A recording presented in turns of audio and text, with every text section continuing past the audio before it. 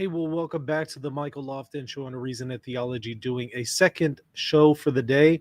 Did a show earlier where we had a discussion between a non-Trinitarian and a Trinitarian on the question of the Trinity. So certainly go and check that out if you haven't already. I wanted to sneak this video in because there are some reports that are coming out that I think are worth taking note of and looking further into. Which I have done, and I want to present to you my findings. We're hearing that the Swiss guards are preparing and are rehearsing for a papal funeral. I want to get to the bottom of that and find out if that is true. I also want to briefly touch on Pope Francis's remarks in an interview, or not an interview, but a discussion that he had with an interviewer yesterday on those people who are currently praying for Pope Francis to die. Pope Francis had some brief comments about that. And then lastly, after that, I want to examine a situation that we're seeing from the woke left. Probably one of the dumbest things I've ever seen come out of the woke movement. And that's certainly saying a lot. So all of that today in a very brief video here. Wanted to go ahead and share my screen so we can dive into the papal funeral rumor so far. By the way, y'all hit that subscribe button and like button if you haven't already. Let me share my screen and show you the reports that we're starting to see popping up all over the media. This one says papal funeral or pope funeral is being rehearsed.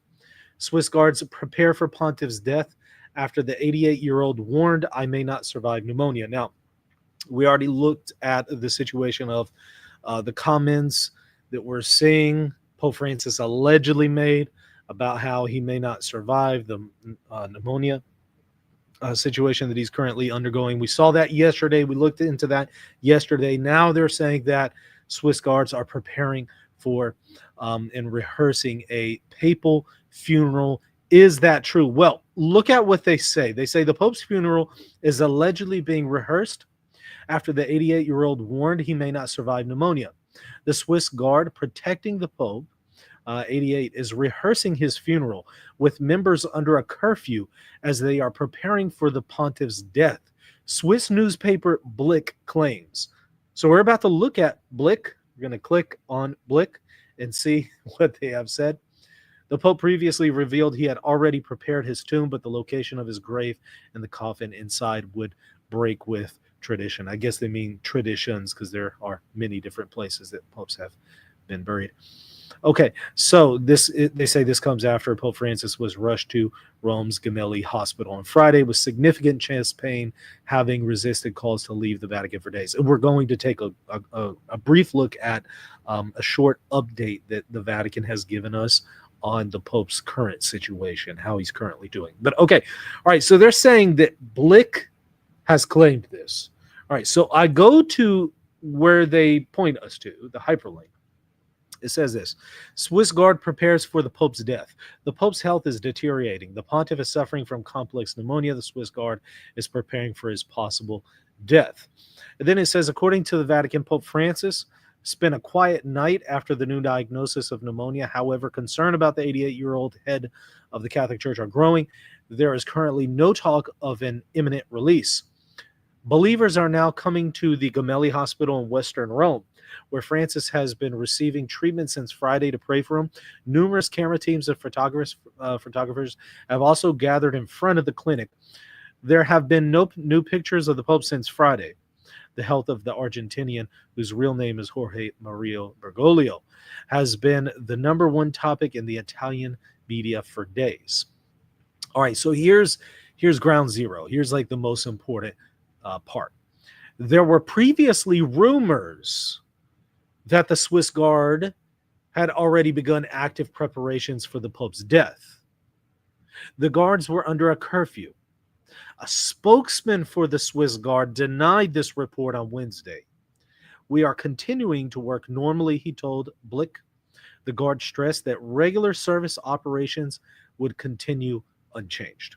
Okay, so notice what they're doing. They're putting in the headline that the Swiss guard prepares for the Pope's death. They're putting that in the headline.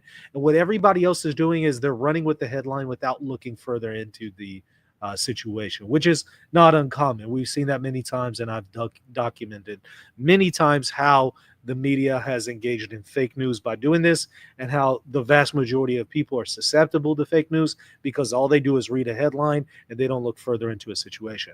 But here they have a representative of the Swiss Guard saying that no, we're continuing to work normally. Now, they do not tell us who the spokesman is.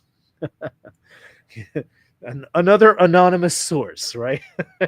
Anonymous cardinal in Rome says, well, okay.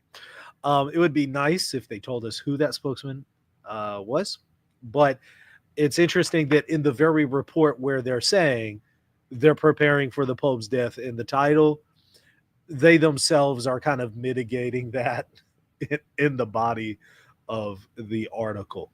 So is there truth to this? It doesn't appear that there's any truth yet. However, if it's true, we just don't have any evidence for it, right? The way with rumors, and how they go and how they're reliable, you never know. Maybe they are, maybe they aren't.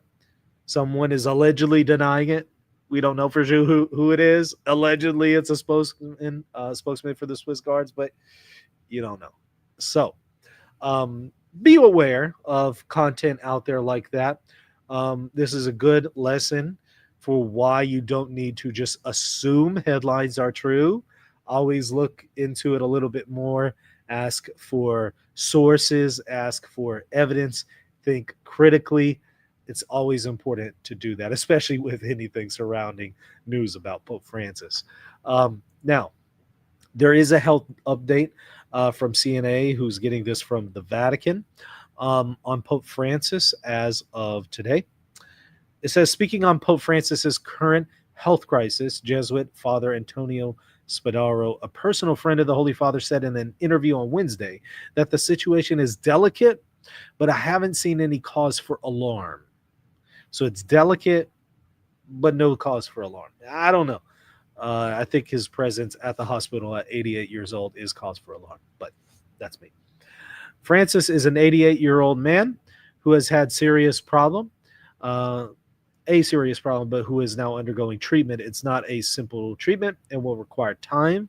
Spadaro, 58, who is for 12 years the director of the Jesuit magazine La Civiltà Cattolica, and is currently undersecretary of the Vatican Dicastery for Culture and Education. He emphasized that the pontiff has had an extraordinary vital energy. He is not someone who lets go or gives in easily, and that's a very positive aspect. We have seen this in the past as well, he said in an interview with the Italian daily Corriere della Sera, the Evening Courier. And there also was a previous update where it says Pope Francis spends a peaceful night at Rome's Gemelli Hospital and has had breakfast while sitting in an armchair. The brief bulletin from the Holy See Press Office suggests the Pope's gradual process as he enters his 7th day of treatment that has prompted the cancellation of several upcoming events, including weekend Jubilee celebrations. I'm sorry, but this is just ridiculous. This is just stupidity. Can we just stop it with these really ridiculous updates and actually give us a real update about Pope Francis? Pope Francis spends a peaceful night at Rome Gemelli's hospital and has breakfast while sitting in an armchair on Thursday morning, the Vatican tells Journal. I think we need to know more.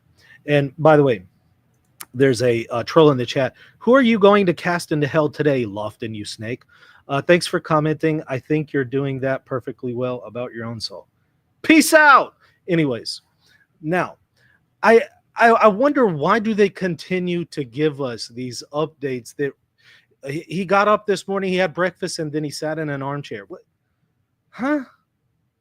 He got up and he blinked 3 times and he took 5 breaths. Yeah. Can we get something of more substance than that?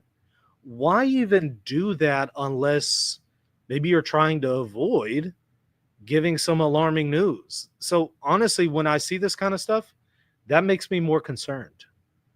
That makes me think, okay, maybe there's something bad going on here, because these are really ridiculous updates that we've been getting, and it doesn't really tell us a whole lot. And anytime they actually speak about his medical condition, it's incredibly vague, and maybe two or three words, and that's about it. And it's like, okay, well, that's not a whole lot to go off of. So I don't know what is going on with that one. Anyways, now Pope Francis, according to Catholic News Service, Rome, when Pope Francis met Italian Prime Minister Giorgia Meloni yesterday, he joked, "Some prayed the Pope would be taken to heaven, but the Lord of the harvest decided to leave me here for a while." Um, I I don't know. It looks like that photo was from 2024, but this is supposed to be an interview, or not interview, but a meeting that took place yesterday. I would like to know more. What else was discussed? I want to know more information, but I haven't been able to find anything else except this. But I did think it was interesting that Pope Francis is basically acknowledging the fact that there are people who are praying for his death. As I showed in a video yesterday, we are seeing people praying for his death. And if you look at the comment section on pretty much anybody who has posted about Pope Francis, it's just full of people saying, you know, I'm not going to pray for his recovery. I'm going to pray for him to convert to the Catholic Church, and to avoid hell, and to convert from his heresies, and stuff like that. So the comments appear to be pretty negative, and it seems like he's somewhat aware of that and is trying to joke it off. But you know that it probably has to hurt when people treat him that way. Now, one last thing that I wanted to briefly address, unrelated to the situation with Pope Francis, but certainly worth briefly commenting on. Cynthia Erivo will be Jesus and Jesus Christ Superstar at the Hollywood Bowl. Uh-huh. A black woman is going to play Jesus. That's really happening. This lady right here. She's going to play Jesus.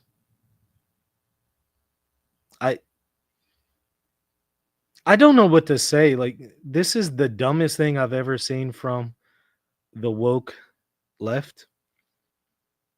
And again, that says a lot, because I've seen a lot of stupid stuff from them. But this is on another level. And you would think that there would be a massive uproar from Christians of every denomination over this situation. But I haven't really seen that. Cynthia Erivo will star as Jesus in Andrew Lloyd Webber's Jesus Christ Superstar, slated to run at the beginning of August at the Hollywood Bowl in Los Angeles.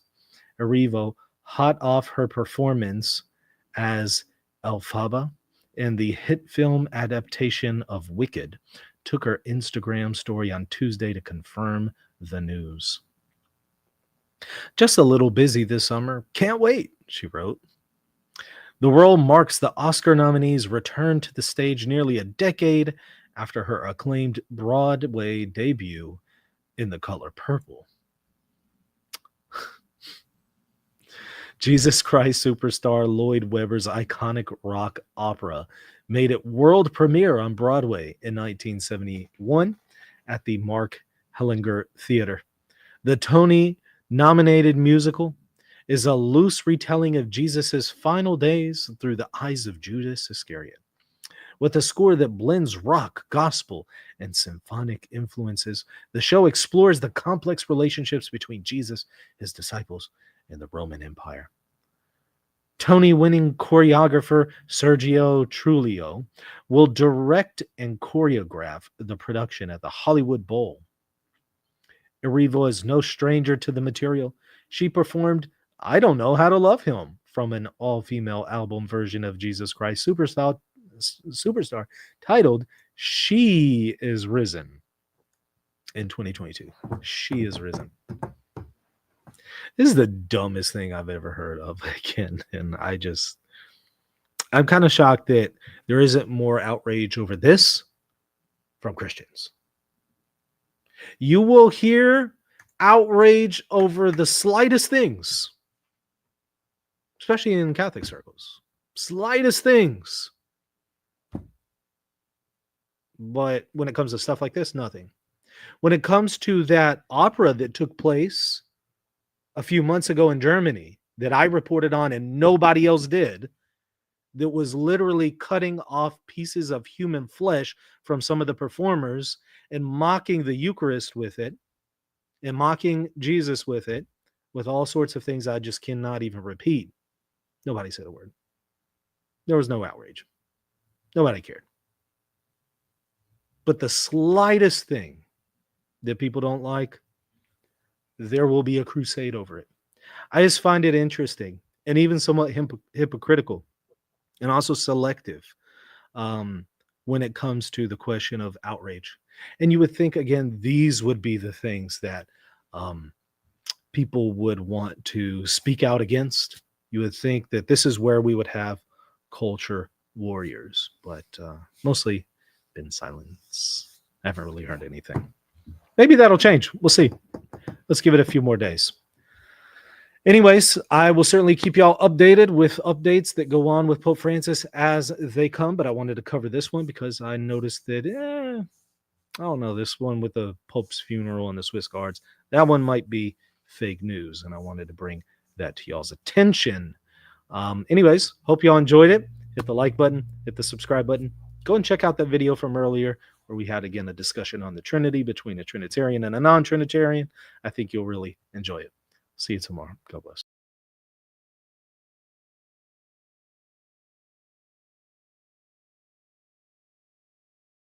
Hey, thank you so much for watching. I hope you enjoyed the content. Don't forget to hit the subscribe button, the like button, and if you want to support the channel, visit patreon.com/Reason and Theology.